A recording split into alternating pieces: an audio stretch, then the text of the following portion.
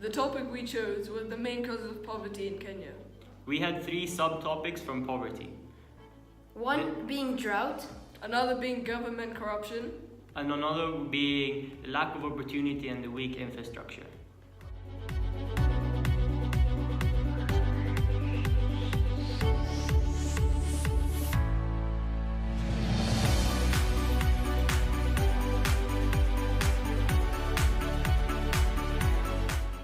Hello, I'm here with Dr. Andrew Trevette from UNICEF. Dr. Trevette, please tell us what your role is in UNICEF. Yes, hello. My role in UNICEF is to lead our programme on drinking water and sanitation. So the drought has caused 2 problems, a reduction in the availability of water and also a loss of pasture or grazing lands. So there is increased competition for these precious resources, which brings communities closer together and causes tension as they seek out the remaining water and pasture for their livestock. And that creates conflict in some cases. How have communities been coping with the drought? They've been coping, but with great difficulty. They've been using up their last of their resources. They've been migrating, looking to find pasture for their animals and water. They've been borrowing money from the extended family to be able to survive. And in some cases, they've simply given up their way of life. And What impact has the drought had on poverty? well, it's essentially made poverty worse in these communities.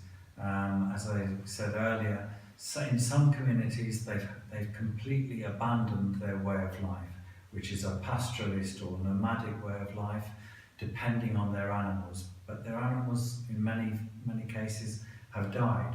So some communities say that they'll not return to that pastoralist lifestyle. So there have been some quite dramatic impacts, and the effects of the drought are not yet over, and we expect to continue to face problems in many parts of Kenya due to the failure of the rainy seasons. Thank you very much. My pleasure, thank you.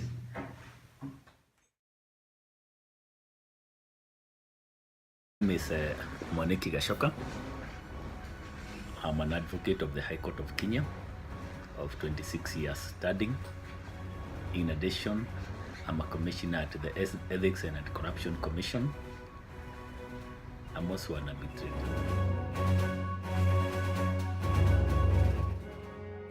Now, EACC stands for Ethics and Anti-Corruption Commission. The EACC was set up by Parliament in 2011. And we have 3 main mandates. 1, enforcement of the anti-corruption laws. 2, prevention, that is to educate Kenyans on issues of corruption. So we have prevention and education. And thirdly, under the Constitution, Chapter 6, there are issues of integrity. So the EACC is the body that has been set up to help promote integrity in Kenya.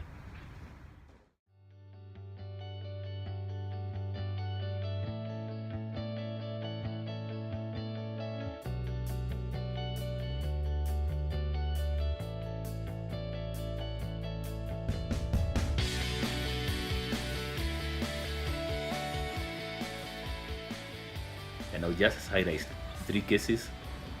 3 were ministers in county governments in Nyeri who are convicted and fined a total of 17 million.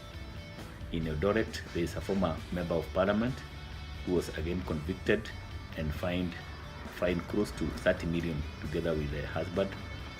And the third one is a director of procurement in one of the county governments, that is the county government of Narok. So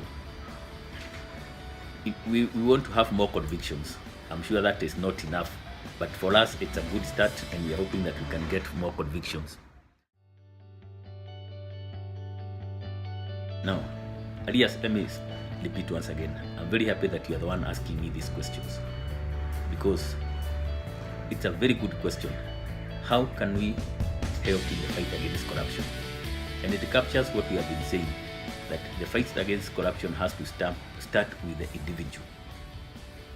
An individual must accept that corruption is bad. Once you accept that corruption is bad, you yourself, it is then possible to help in the fight against corruption.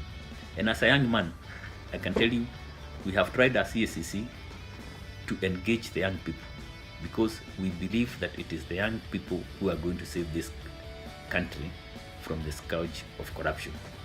I can tell you, we have, as an institution, we have formed what we call integrity clubs. Integrity clubs is where we engage the young people like yourself, where you set up a club in a school and you discuss about issues of integrity, you discuss issues of personal values, issues of the value system in the country. Because if we have young people with good value systems, when they grow up, they know that corruption is bad. You don't even have to teach them about corruption. So, Elias, it's something I'm going to engage you offline to see whether is it possible actually we set up an integrity club in your school. We have over 1,000 integrity clubs in the country, and that is something we can explore. Finally, Elias, thank you very much, and I want you to grow to be an anti-corruption champion.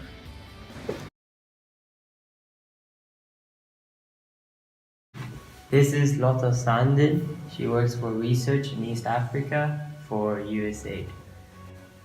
And how does weak infrastructure affect people's lives? A lot. So if we talk about roads as an infrastructure, if they don't have access to good roads, it's difficult to send their kids to school. It's difficult to have proper access to health. And it's also difficult to get water easily, for example, because then you have to walk for kilometers and kilometers to get to a close water source.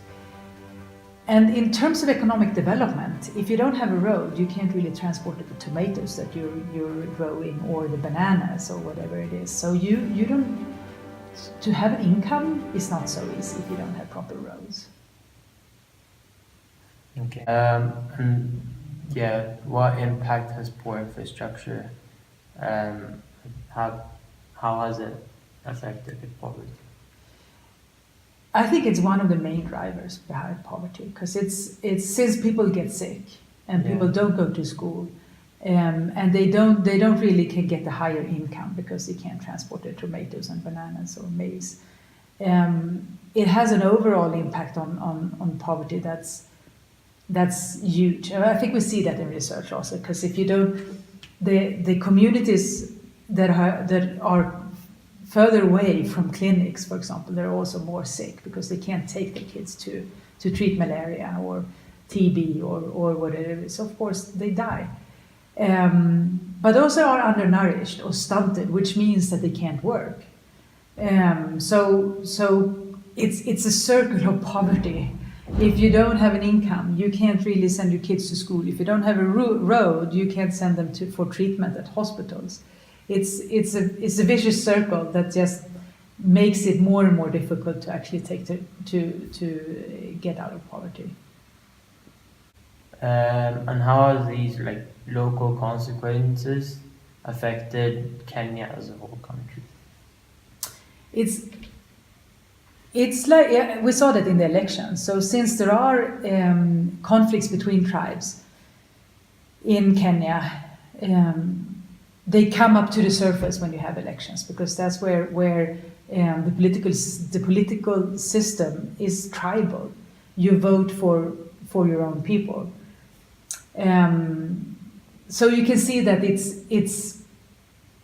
there might be a risk of having huge conflicts coming up when on occasions as elections, for example.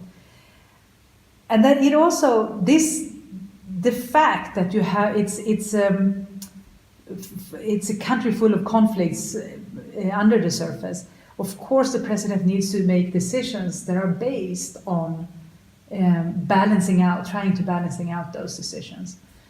And then he may be, or government may be focused on one area, to make sure that that tribe and those communities are happier.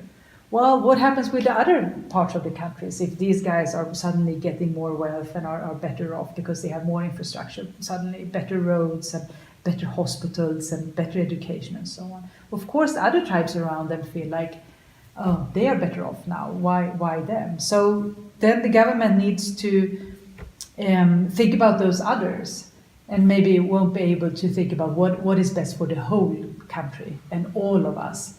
And then they focus on different tribes in different areas in the country instead of all of them at the same time. Okay. Well, that's it. That's it. Thank you.